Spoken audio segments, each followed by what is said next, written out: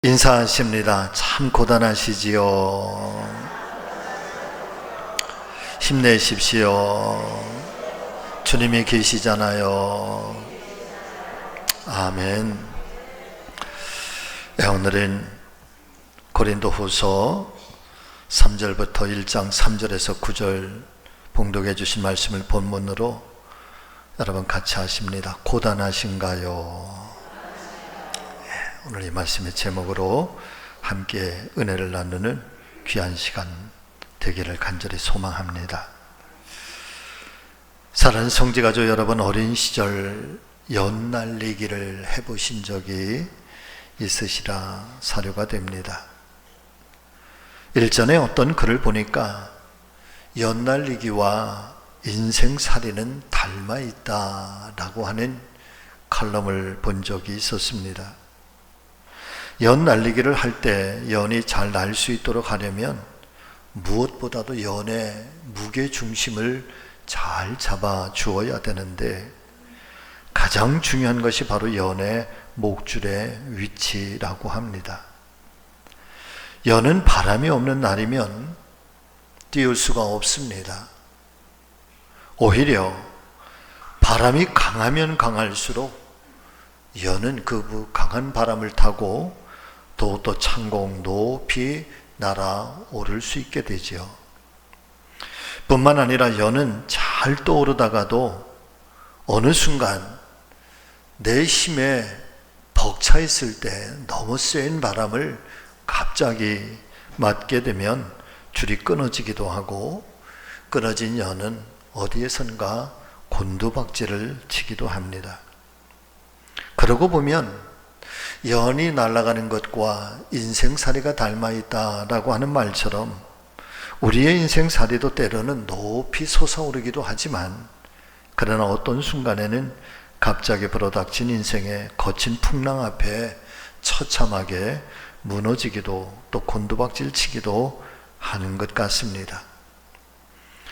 그래서 인생이란 마치 연날리기를 하는 것처럼 때로는 거친 바람이 나에게는 시련인 것처럼 보여지지만, 그러나 반대로 그 거친 바람 때문에 연이 높이 날아올 수 있는 것처럼, 또 잠시 방심하고 있을 때 연줄이 끊어지고 또 곤두박질 치게 되는 것처럼, 저와 여러분들에게도 어떤 순간 높이 날아오르는 성공의 시간들이 있었다고 한다면, 그런데 어떤 순간에는 또 그 성공이 곤두박질 치는 경우도 있고, 때로는 거칠어서 그 시련과 환난 때문에 정말 못 살 것 같다, 그렇게 힘겨워하고 아팠던 일들이 오히려 나를 더 높이 날아오르게 하는, 그래서 우리의 인생이 더욱더 성숙해질 수 있는 그런 기회로 만들어지는 것을 보면,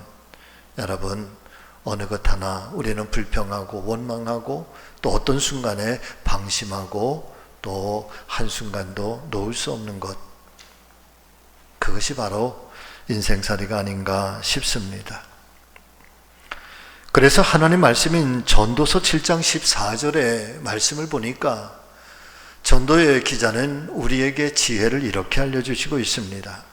형통한 날에는 기뻐하고 곤고한 날에는 뒤돌아보아라.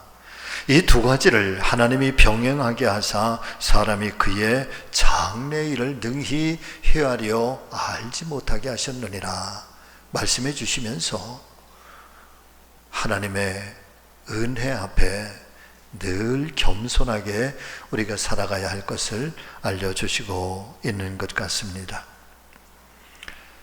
사랑하는 성도 여러분, 혹 여러분들의 인생에 넘어졌던 순간을 기억하고 계십니까? 때로는 실패하기도 하고 때로는 고난의 순간들, 그래서 마치 일어날 힘조차 없다고 느껴질 때가 있지 않았습니까?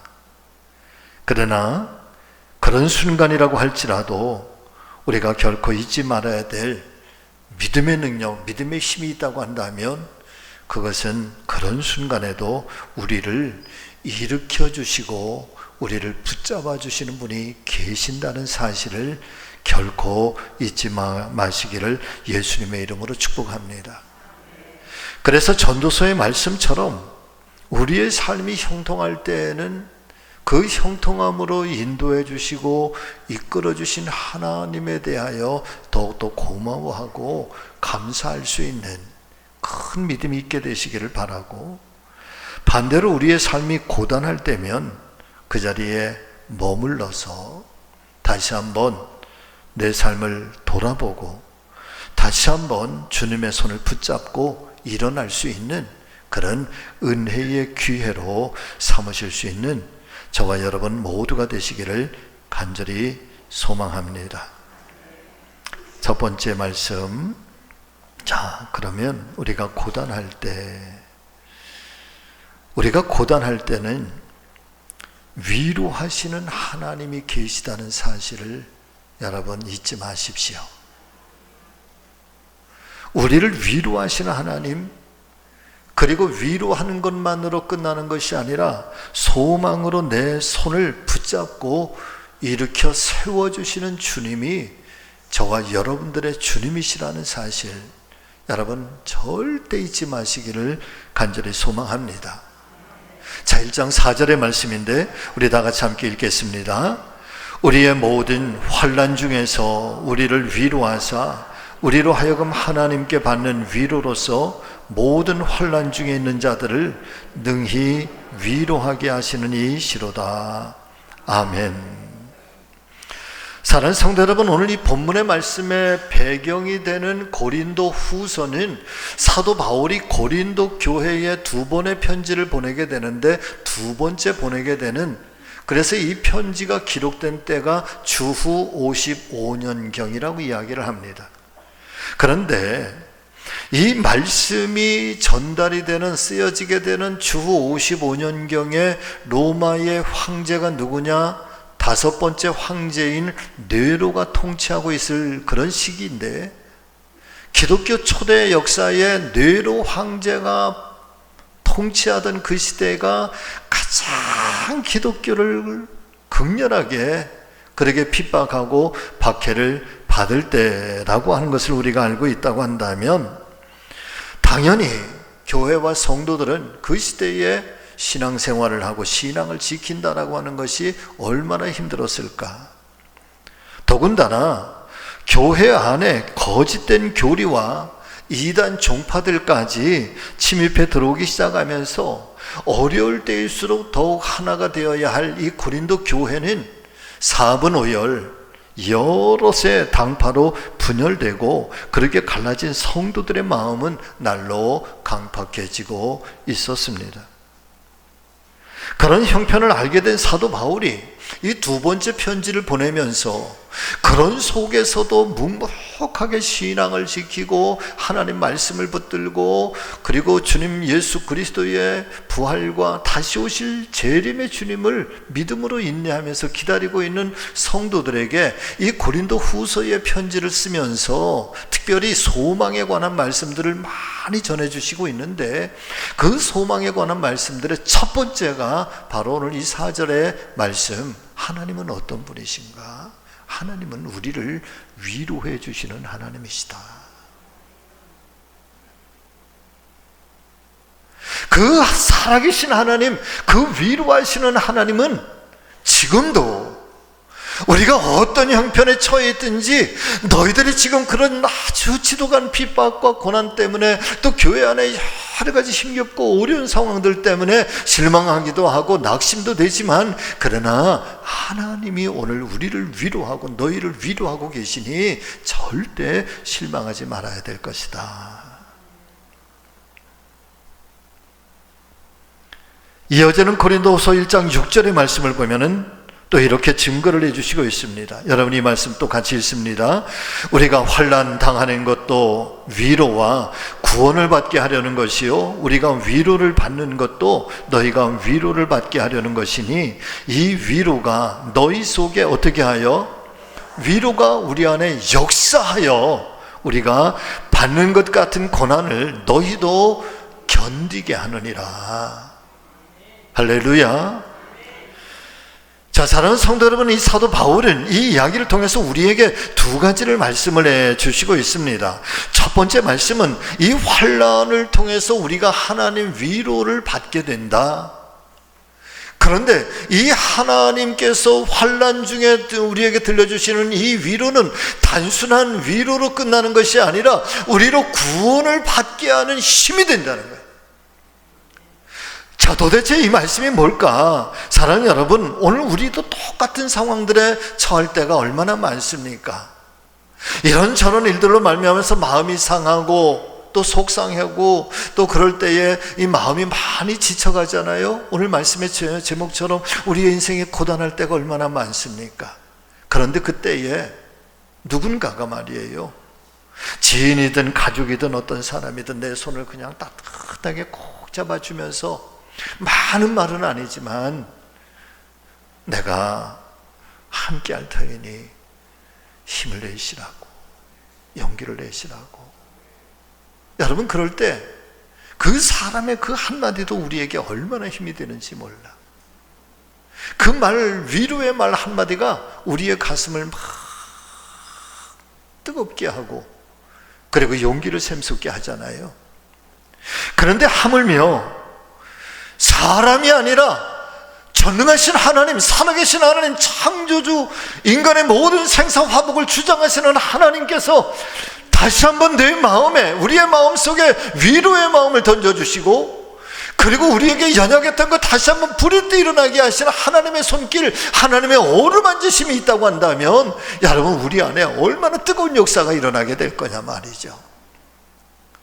삶에 정말 지쳐있고 그리고 눈에 보이는 이 모든 현실들이 막막해져 있을 때 그런 순간에 하나님의 음성 하나가, 하나님의 말씀 한마디가 우리 안에 들려와서 내 안에 역사되어질 때 여러분, 그것은 단순한 우리의 마음만, 우리의 심령만 위로하는 것이 아니라 죽었던 우리의 마음도 일깨우고 하나님을 향한 우리의 믿음도 다시 한번 일깨우게 되면서 그 위로는 우리를 구원으로 이끌어 가시는 힘과 능력이 된다는 말씀이에요. 할렐루야. 두 번째, 바울의 말은 바로 이런 거예요. 하나님께 받은 위로로 이제 우리가 다시 한번 소망을 얻게 되었다고 한다면 그 위로의 능력은 너만을 위한 것이 아니라 다른 사람들을 위로하고 또 고난을 견디게 하려는 하나님의 은혜라는 거예요. 그래서 사랑하는 성도 여러분, 저와 여러분들에게는요, 하나의 의무와 하나의 책임이 있다는 사실을 깨닫게 되시기를 바랍니다. 하나의 의무는요, 하나님의 위로를 받아야 되는 의무야. 이건 하나님의 사람들은 하나님께로 우리가 받아야 할, 여러분, 우리 스스로가 사모하고 갈망해야 될 믿음의 은혜인 것을 깨닫게 되시길 바랍니다.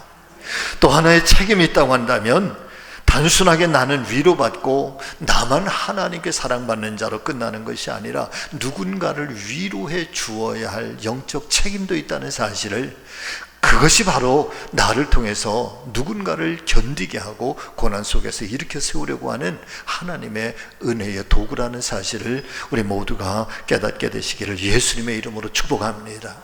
그래서 동병상련, 이 말인 같은 병을 앓고 있는 사람들이 더 서로를 이해하고 불쌍하게 여긴다라고 하는 뜻인데, 어려운 처지에 놓인 사람이 서로 의지하고 또 서로를 긍휼히 여겨주면서, 그러면서 다시 한번 고난 앞에 무릎 꿇는 것이 아니라 고난을 함께 이겨나가는 그런 믿음의 동역자들이 되어야 한다라는 말씀인 거죠.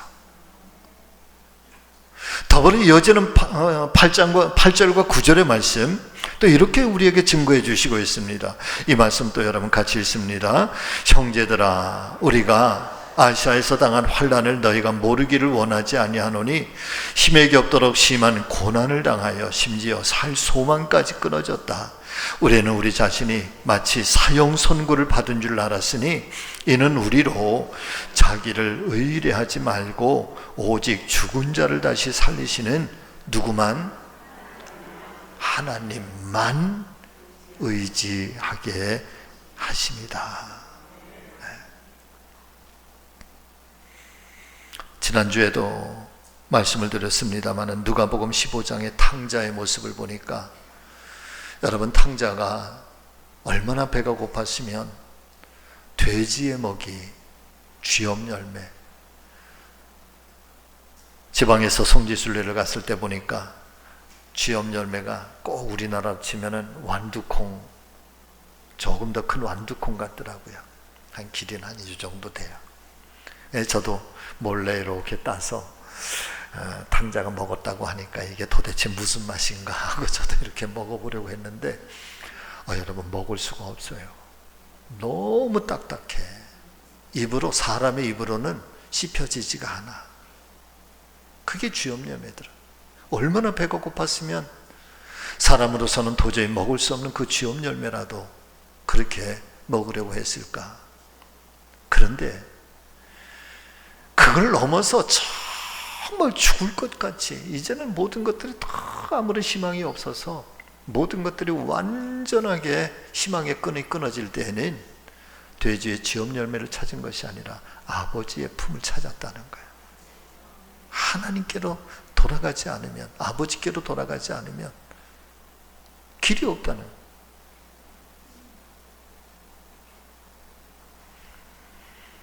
제 개인적인 간증입니다마는 제 살아오는 생애 중에 가장 고단할 때가 언제였을까? 그러고 보면은 한참 꿈도 많고 막 인생에 막 즐겁고 막 희망이 막 그래야 될 어린 시절, 또 청소년기가 사실은 그래야 되는데, 저는 이렇게 돌아보면 제 인생에 가장 고단하고 캄캄하고 암울했던 때가 여러분 바로 그 시기였던 것 같아요. 어린 시절. 그때에 제가 주님을 만나지 못했다고 한다면, 주님께서 저를 찾아오시지 않으셨다고 한다면 과연 나는 어떻게 되었을까? 그런 형편 속에서 주님을 만나서 주님께서 베풀어 주신 그 사랑의 손길, 또 주님의 그 어루만지심, 그러면서 많이 눈물도 흘리고 그러면서 용기를 가지고 살아가고, 그러다가 주님 앞에 나가서 그냥 기도하면서 찬송을 부르면 그때에 아주 깊이 찾아오셨던 그 주님의 어루만지심, 그때 많이 불렀던 찬양이 여러분 바로 이 찬양, 주님이여 내 손을 꼭 잡고 가소서, 이 손을 꼭 잡고 가소서. 여러분, 고단할 때 이 찬송이 힘이 되시기를 주의 이름으로 축복합니다. 이 찬송이 저와 여러분들에게 큰 위로가 되시기를, 소망이 되시기를 예수님의 이름으로 축복합니다. 이 찬송은 이런 찬양이잖아요. 같이 불러볼까요? 천천히, 그러나 기도하는 것처럼. 주님여 이 손을 꼭 잡고 가소서. 약하고 피곤한 이 몸을 폭풍우 흥한 속 해치사 빛으로 손잡고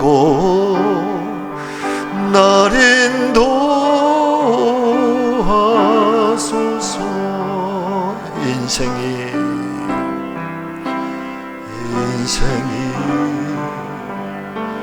힘들고 고난이 겹칠 때에 주님여 날 도와주소서.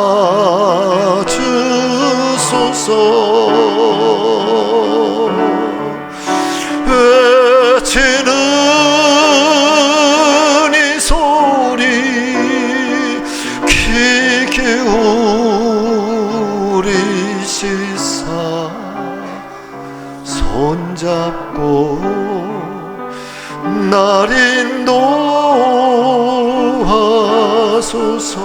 주님여 이 손을 꼭 잡고 가소서. 주님여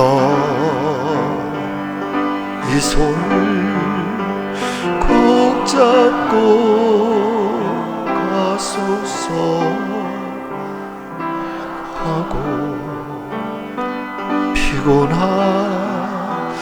이 몸을 폭풍우 흑암소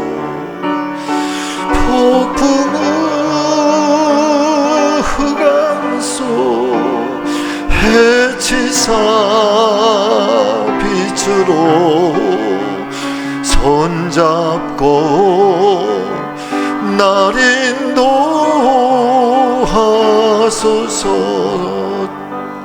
인생이 힘들고 여러분 고단하십니까? 여러분 외로우셨습니까?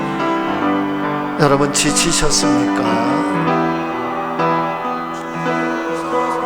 주님이 오늘도 우리 손을 꼭 잡고 계십니다.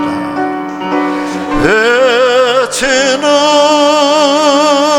이 소리 길게 울리시사 손잡고 날 인도하소서.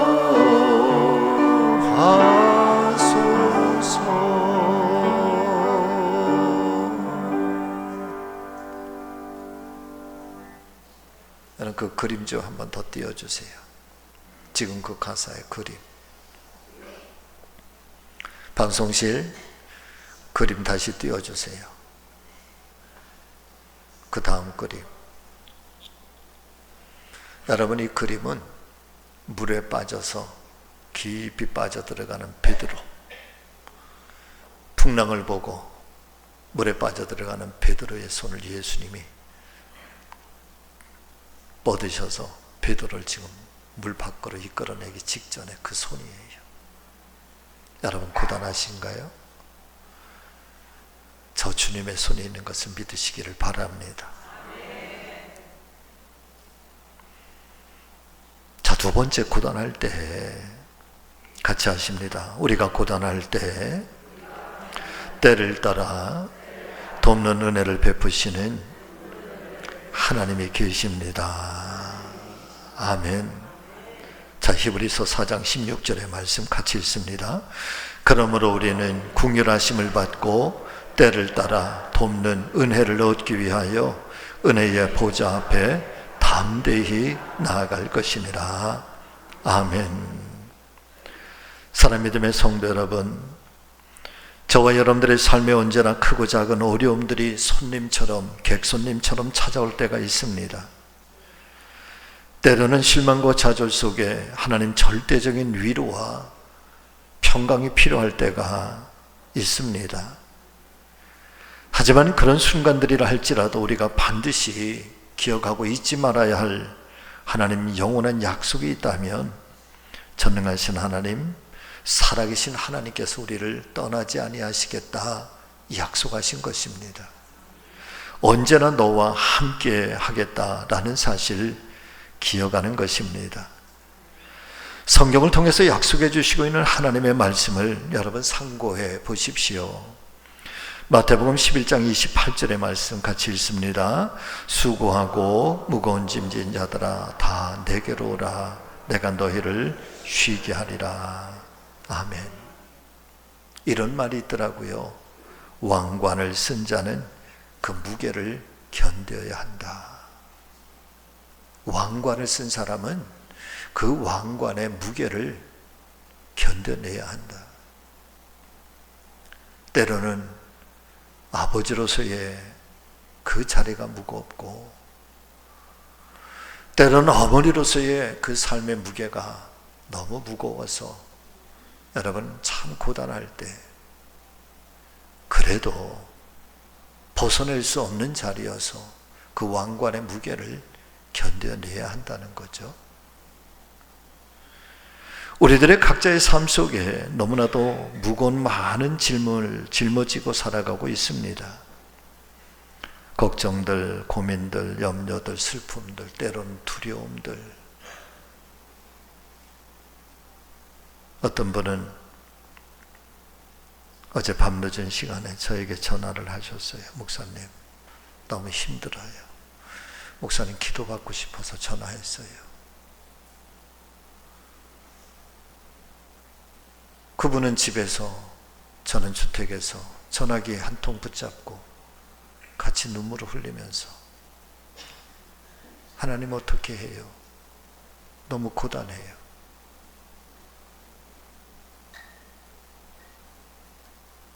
삶의 짐이 너무 무겁고 너무 고달파. 그런데 주님이 이걸 알고 계신다는 거야. 내게로 오래. 내가 쉬게 하겠다고. 시편 34편 18절의 말씀 같이 읽습니다. 여호와는 마음이 상한 자에게 가까이 하시고 중심이 상한 자를 구원하시는도다. 아멘. 5만 번 기도응답의 주인공 조지 뮬러가 70여 년 살아오면서 지난 세월 내가 체험한 하나님에 대하여 여러분, 조지 뮬러는 이렇게 이야기를 해주고 있습니다. 우리들의 연약함은 주 예수 그리스도의 능력이 나타날 기회가 됩니다. 찬송을 받으실 그분은 절대 우리를 떠나거나 버리시지를 않습니다. 연약함이 크면 클수록, 우리들의 궁핍이 크면 클수록, 시험이 크면 클수록, 난관이 크면 클수록 주님의 도우심은 더 가까이 나타나십니다. 때때로 나는 완전히 어쩔 수 없는 막다른 골목에 든 것처럼 보였습니다. 그러나 그렇게 되지 않았고 앞으로도 그렇게 되지 않을 것입니다. 더 많은 기도, 더 많은 신앙, 더 많은 인내와 실천이 그 축복을 가져다 줄 것입니다. 그러므로 우리의 할 일은 우리들의 마음을 그분 앞에 쏟아 놓는 일입니다. 그러면 주님께서는 자기가 원하시는 방법으로 우리를 도우실 것입니다. 여러분, 그렇기 때문에 절대 혼자 해결하려고 하지 마시기를 바랍니다. 하나님의 도우심을 구하십시오. 마음이 상한 자에게 가까이 하시고 중심이 상한 자를 구원하시는도다. 또 다른 말씀, 이사야 41장 10절의 말씀, 여러분 또 이 말씀 또 같이 읽습니다. 두려워하지 말라, 내가 너와 함께함이라. 놀라지 말라, 나는 네 하나님이 됨이라. 내가 너를 굳세게 하리라. 참으로 너를 도와주리라. 참으로 나의 의로운 오른손으로 너를 붙들리라. 아멘. 특별히 이 이사야 41장에 대한 말씀에 대한 간증들이 너무나도 많이 있지만 그 중에서도 이 말씀이, 이 간증이 참 은혜가 됩니다.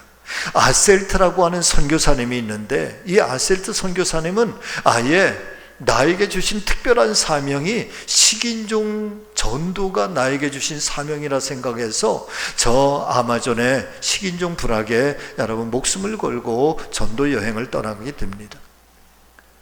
가까스로 도착을 해서 선교 활동을 하는 중에 밤만 되면 이 아셀트 선교사 집에 식인종 몇몇이 이 아셀트를 잡아먹으려고 그렇게 찾아왔었다 그러지요. 그런데 이상한 것은 이 아셀트 선교사의 방문 앞에 창과 칼을 든 아주 장대한 전사들이 매일 밤마다 그 집을, 아셀트 선교사를 지키고 있는 겁니다.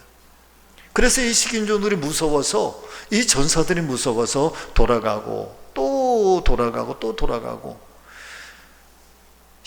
여러 번 그렇게 시도했는데 결국은 성공하지 못해서 포기하고 나서, 그리고 나서 아셀트 선교사를 찾아가서 이야기를 합니다.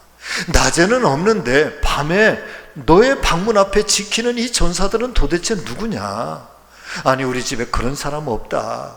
아니다, 있다. 우리가 보았다. 그 사람들이 무서워서 우리가 너를 해하지를 못했다. 그제서야 이 아셀트 선교사가 깨닫게 되는 은혜는 자기도 두렵다는 거예요. 무섭다는 거예요. 그래서 밤만 되면 잠을 이루지 못해서, 두려움 때문에, 걱정 때문에 잠을 이루지 못해서 이 이사야 41장 10절의 말씀을 늘 암송하면서 가까스로 잠이 들었는데, 그랬는데 하나님께서는 그런 아셀트 선교사를 천군 천사를 보내시고 전사들을 보내셔서 그 집 앞을 지키면서 식인종들로부터 지켜주셨다는 거예요. 그래서 그의 선교 일지에 보면은 이것이 생생하게 기록이 되고, 그런 기적을 식인종들이 먼저 체험을 하면서, 그러면서 그들의 마음속에 복음이 들어가기 시작하고, 이 사람은 정말 하늘에 보낸 사람이라고, 그러면서 이 식인종 마을이 복음화되기 시작했다라고 하는 것, 그의 선교 일지에 여러분 아주 생생하게 기록으로 남겨져 있는 것입니다.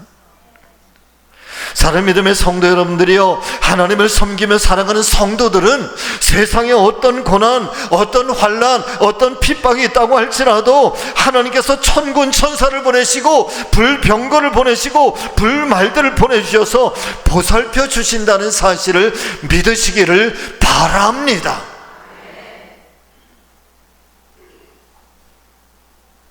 참으로 내가 너의 의로운 오른손으로 너를 굳세게 하리라고, 너를 지키리라고, 너를 보호해 주리라고. 때를 따라 돕는 은혜의 보좌 앞에 나아갈 때 하나님의 손길은 그때마다 우리에게 역사해 주신다는 사실을, 그 하나님이 계신다는 사실을 여러분 우리의 인생이 고단할 때면 그 하나님을 기억하고 그 하나님을 부여잡기를 예수님의 이름으로 축복합니다. 말씀을 마치려고 합니다.